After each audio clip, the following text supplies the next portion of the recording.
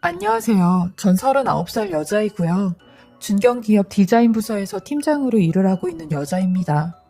늦은 나이까지 결혼도 못하고 일만 하다가 언제 나이를 먹었는지도 모르게 살고 있었어요. 결혼 생각이 아예 없는 건 아니었는데 나이가 많다 보니 주변 사람들에게 소개 좀 시켜달라고 하는 것도 민폐였죠.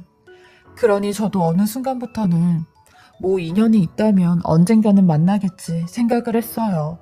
저희 집에서도 저 혼자만 여유로웠지 저희 부모님은 아주 절 볼 때마다 시집가라고 잔소리셨어요. 저보다 2살이 어린 여동생은 벌써 시집가서 애가 둘이 있었거든요. 사실 제 입으로 말하긴 좀 쑥스럽지만 저는 자칭 골드미스여서 경제적으로나 사회적으로나 여유가 있는 편이었어요. 짝만 나타난다면 언제든지 결혼을 바로 할 준비는 다 된 거나 마찬가지였습니다. 그리고 그러던 찰나 드디어 제 나이 37살에 짝이 나타났습니다. 재작년 가을이었는데 친구를 따라 테니스장에 갔다가 거기서 남자를 만나게 된 거죠. 제 친구가 주말마다 테니스를 치러 다니는데 저한테도 집에만 있지 말고 밖에 좀 나오라고 해서 나갔다가 지금의 남편을 만나게 된 거죠. 저랑 남편의 테니스채가 바뀌게 되면서 이런저런 얘기를 하다가 둘 다 솔로인 걸 알게 되었고 서로 명함을 주고받으며 가까워지기 시작했어요. 남편은 저보다 5살이나 많은 사람이었는데 화학 박사라고 했어요. 그리고 현재는 화장품 연구개발팀에서 일을 하고 있다고 했는데 마지막 종착지는 교수가 목표라고 하더라고요. 사실은 본인의 목표보단 어머님의 목표라고 표현하는 게 더 맞다고 했어요. 들어보니 남편의 어머니께선 본인 아들 박사 만드는데 모든 뒷바라지를 다 혼자서 하셨대요. 남편의 아버지가 일찍 돌아가시면서 하나 남은 외동아들 박사로 한번 키워보자 생각을 하셨고 부유한 외갓집의 도움을 받아가며 돈 고생 없이 남편을 가르치셨대요. 남편도 그런 어머니의 교육열에 곧이곧대로 시키면 시키는 대로 했대요. 남편이 말하길 저는 어렸을 때부터 철이 좀 빨리 들었어요. 우리 집에 아버지도 없고 어머니도 아버지 없이 힘들어 하시니까 나라도 어머니 속을 썩이면 안 되겠다 생각했거든요. 우리 어머니 우울해 하시다가도 제가 학교에서 100점 맞은 시험지를 들고 오면 울다가도 웃으셨어요. 그래서 어머니 행복해 하시는 모습을 계속 보다 보니 박사학위까지 따게 된 거죠. 근데 지금 와서 생각해보면 어머니가 절 살린 것 같아요. 지금 이렇게 먹고 살 정도는 되잖아요. 라며 미소를 지었어요. 그래서 그런가 남편은 42살이 될 때까지 연애도 몇 번 해본 적이 없다고 했어요. 본인 인생엔 공부랑 일 이렇게 2개밖에 없다고 했으니까요. 남편과 이런저런 대화를 나누고 나서 알게 된 게 사람이 속도 깊고 박사라는 타이틀에 잘난 척하는 것도 없었어요. 남편 말로는 자기는 진짜 재미없는 사람이라고 하는데 무슨 말만 해도 빵빵 터지는 의외로 유머도 갖춘 사람이었습니다. 그리고 남편과 한 3개월 정도 연애를 했을 때 저희 가족들에게 만나는 사람이 있다고 말씀을 드렸고 대충 이런 사람을 만난다고 말씀을 드렸어요. 그러니 거침없는 성격의 저희 여동생이 언니, 근데 그 사람 혹시 무슨 하자 있어서 여태까지 결혼 못한 거 아니지? 라고 물어보더라고요. 그렇게 능력 있는 사람이 왜 여태까지 장가를 안 갔냐는데 전 그 소리에 기분이 나빠. 야, 나이 많은 사람들은 다 무슨 하자 있어서 결혼 못하는 거니? 그럼 나도 하자 있어서 여태 결혼 못하고 있는 거야? 라며 말 좀 조심해서 하라고 성질을 팍 냈어요. 사람을 보지도 않고 그런 식으로 판단하냐고 뭐라고 했죠. 그렇게 남편과 6개월 정도 연애를 했을 때 남편이 먼저 결혼 얘기를 꺼내더라고요. 본인 어머니 한번 뵈러 가자면서요. 솔직히 남편의 어머니, 그러니까 저희 시어머니를 뵙기 전에는 굉장히 까탈스러우실 거라고 생각을 했어요. 남편을 박사까지 만드신 분이고 본인도 그 연세에 여자대학까지 나온 엘리트이시니 좀 어려운 분이겠구나 생각을 했는데 생각보다 의외로 소탈하시고 풍채도 포근하셨죠. 저를 보자마자 아이고 어서 오세요. 너무 반가워요. 아들한테 여자친구가 생겼다는 말만 들었지. 이렇게 얼굴까지 보게 되니까 너무 좋네요. 어디서 이런 참한 아가씨를 데리고 왔는지. 홍 박사가 여태 한 일 중에 미애 씨를 데리고 온 게 제일 잘한 일인 것 같아요. 라며 저를 막 반겨주시는데 화기애애한 분위기 속에 어머님과의 첫 만남을 잘 가졌어요.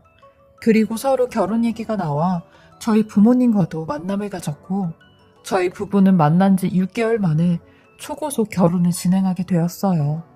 저희 부모님도 남편을 굉장히 만족해 하셨고 저희 여동생도 남편을 보더니 저번에 본인이 많이 실수한 것 같다고 미안하다고 했죠. 그렇게 저희는 결혼을 하게 되었어요. 남편이나 저나 서로 경제적 능력은 갖춰져 있기에 결혼 준비하면서 큰 소리도 한번 내지 않고 결혼 준비를 할 수 있었죠. 주변 사람들은 결혼을 너무 성급하게 하는 거 아니냐고 했는데 저는 남편이 제 운명인 것 같다며 신나게 떠들고 다녔네요. 그리고 정말 운명이라고 생각을 했고요. 남편과의 연애 기간은 그리 길지 않았는데 남편이 절 대하는 태도를 보면 알 수가 있었어요. 행동 하나하나에도 조심스럽고 저를 막 대하는 게 없었거든요. 그런 부분이 더 절 신뢰하게끔 만들었죠. 그리고 작년 4월 저희는 드디어 결혼식을 올리게 되었습니다. 성황리에 결혼식까지 마치고 며칠 뒤에 출발하는 신혼여행을 가기 위해 신혼집으로 가게 되었어요. 그리고 처음으로 남편과 첫날 밤을 갖게 되었죠. 사실 저는 남편과 6개월 동안 만나면서 만나는 기간도 짧았고 횟수도 적었기에 처음으로 같이 밤을 보내는 시간이었죠. 남편은 먼저 씻겠다며 화장실로 들어갔고 저도 남편이 나올 때까지 기다리고 있었어요. 그리고 곧이어 남편이 나와 저도 씻으러 화장실에 들어갔습니다. 남편과 처음으로 함께 맞는 밤이어서 그런지 마음이 막 설레고 떨리더라고요. 나이가 38이나 먹었지만 나도 여자는 여자구나 라는 생각이 들어 혼자 피식거리며 웃고 있었어요. 그렇게 샤워를 다 하고 밖으로 나가니 남편이 안방에서 절 불렀고 방에 들어가니 와인과 몇 가지 안주를 세팅해놨더라고요. 저는 이렇게 수고스럽게 준비를 해둔 남편에게 언제 또 이렇게 준비를 해놓은 거예요. 근데 침대에서 마시면 불편하니까 우리 밖에서 먹고 들어와요 라고 하니 약간 당황을 하는 목소리로 그냥 방에서 간단하게 한 잔 마시려고 했지 긴장도 좀 풀 겸 해서 그러니까 그냥 여기서 마시죠 하는데 귀엽고 방에서 마시자고 하는 남편의 성화에 그럼 뭐 알겠다며 그러자고 했어요. 그리고 침대에 기대 이야기를 하며 한 잔 두 잔씩 와인을 마시니 술 기운이 조금씩 올라왔고 결혼식이 끝나서 그런가 긴장이 풀려 거사를 치르지 못한 채 그만 잠에 들게 되었어요. 그리고 얼마나 잠에 들었을까요? 중간에 화장실이 가고 싶어 잠에 깼는데 아니 옆에 있어야 할 남편이 없는 겁니다. 이 사람 어디 간 거지 싶어 밖으로 나가려고 하는데 아니 문 밖에서 남편의 목소리가 들리기 시작하는 겁니다. 조용한 집안에 속닥거리는 목소리가 더 크게 들려 집안 전체를 가득 채우는데 저는 차마 그 방문을 열지 못했고 남편의 대화 소리를 듣게 되었습니다. 아니 여기 언제까지 있을 건데 내가 꼭 이런 일까지 검사를 맡아야 되는 거야?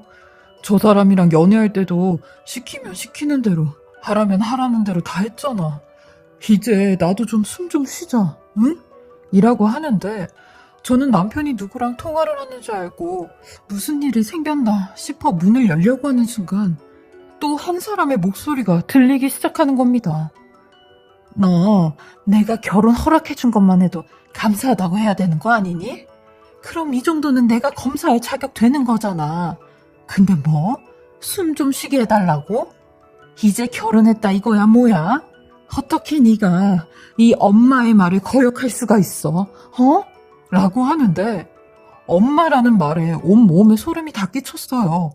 그리고 다리까지 막 떨려왔죠.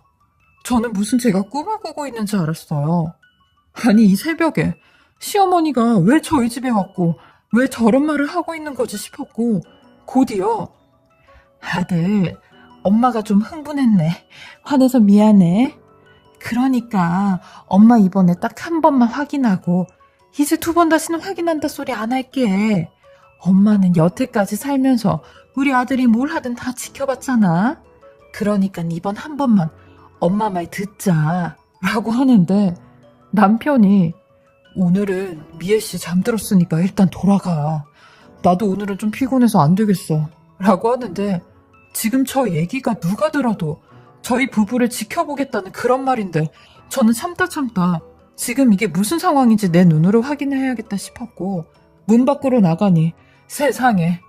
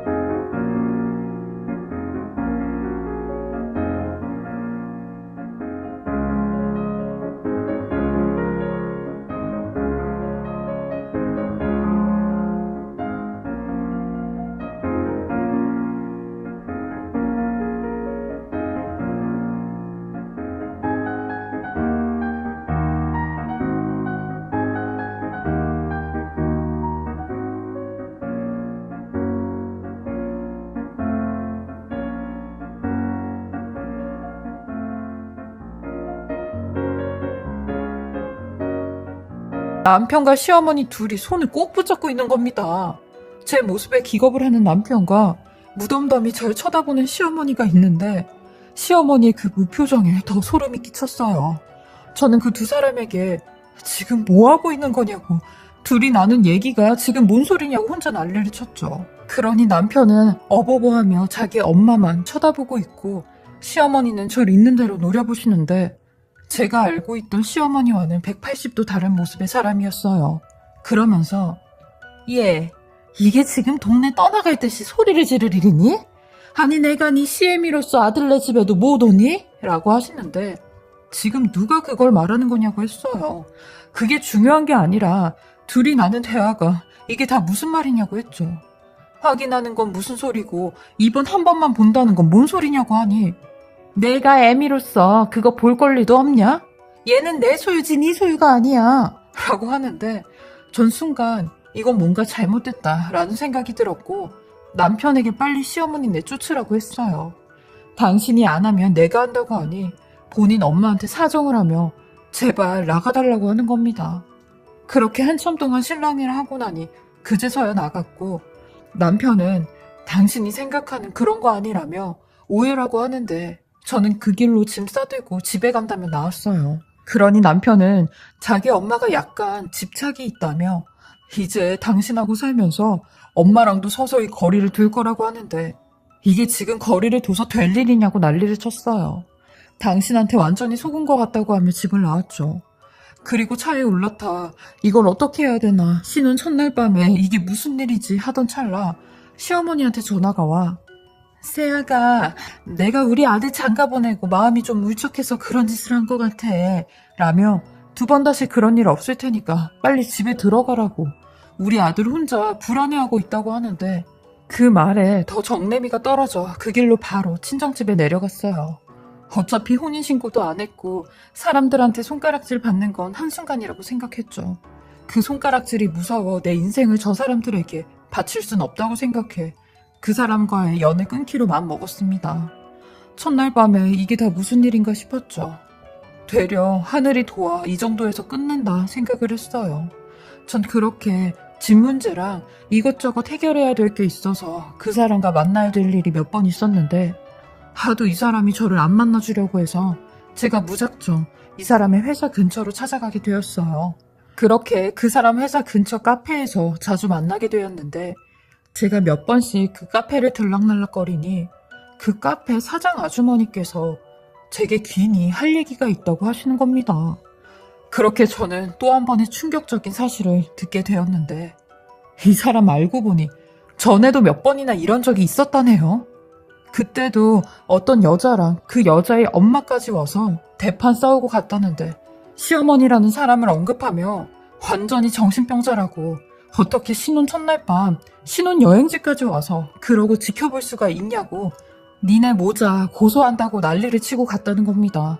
그러면서 저한테 아가씨, 제가 동생 같고 딸 같아서 하는 말인데 그 남자랑 시작을 하는 건지 끝을 내는 건지 모르겠는데 끝을 내는 거면 단숨에 끝내세요.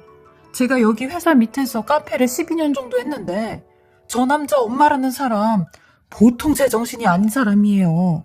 저 남자 입사하고 1, 2년 동안은 매일같이 같이 출근하고 우리 커피숍에서 하루 종일 있다가 같이 퇴근했던 사람이라니까요. 근데 기어코 몇 년 전에 그런 일이 생기더만 아가씨랑도 무슨 일이 생긴 것 같은데 얼른 끝을 내세요 라며 조심스럽게 말씀을 하시더라고요. 그 말을 듣고 돌아가는데 제 자신이 너무 한심했어요. 뭐가 그렇게 급했다고 이미 늦은 나이에 조금 더 잘 알아보고 결혼을 할 걸, 동생의 말을 들을 걸 후회가 밀밀듯이 밀려왔어요. 하지만 한편으론 이런 사이코 같은 두 모자에게 하루빨리 벗어나게 되어 천만다행으로 생각하며 위안을 삼고 있죠. 지금은 그 사람과 끝낸 지 1년 정도 되어 가는데요. 아직까지도 후유증이 남아 힘이 드네요. 이제는 두 번 다시 결혼 생각 없고 그냥 혼자 살려고 마음먹었어요. 제 팔자가 결혼할 팔자가 아닌가 봐요.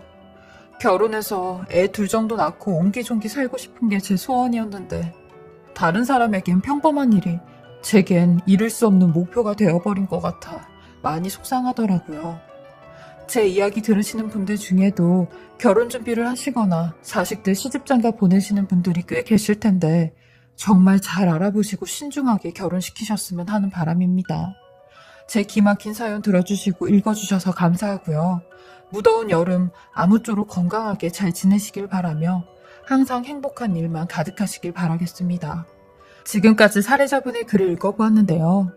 사례자님 너무 자책하지 마시고 잘 이겨내셨음 하는 바람입니다.